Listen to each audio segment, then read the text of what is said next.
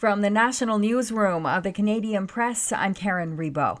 An accident at a Quebec military base yesterday afternoon has injured more than a dozen Canadian soldiers.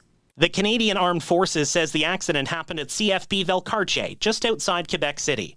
It involved 2 armored vehicles in the base's training area on Tuesday afternoon.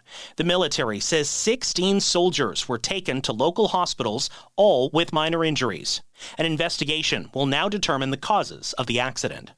Jason White, the Canadian Press. Over 2,000 zoo professionals are attending an international conference in Calgary this week. It's the first time in decades the Association of Zoos and Aquariums has met outside of the U.S. Association President Daniel Ash says zoos are evolving from just entertainment to conservation advocacy. He says the world is going through what's described as another mass extinction event. It's the first extinction event not caused by a meteor or volcanism, but caused by humans and what we're doing to the planet.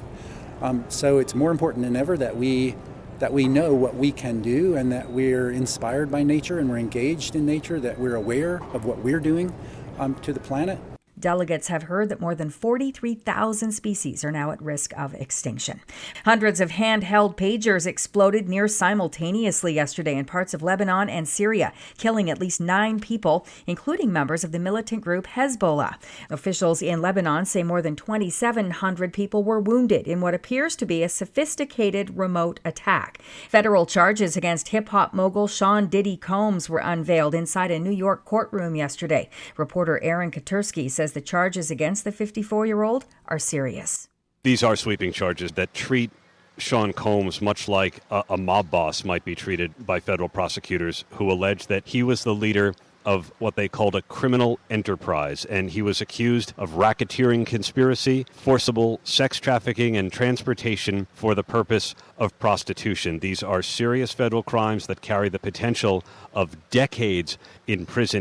Combs pleaded not guilty before a federal magistrate who ordered him in jail without bail as he awaits trial. Jeremy Dutcher made history last night in Toronto by winning a second Polaris Music Prize for his second album. He says the $50,000 in prize money for having the year's best Canadian album will be donated to a language immersion school founded by his mother in New Brunswick. Because language is everything. It's not just words, it's worldview. Canada's richest ever lottery jackpot has finally produced a winner. In fact, lottery officials say there were 2 winning tickets matching the numbers drawn in last night's Lotto Max lottery for a jackpot worth $80 million.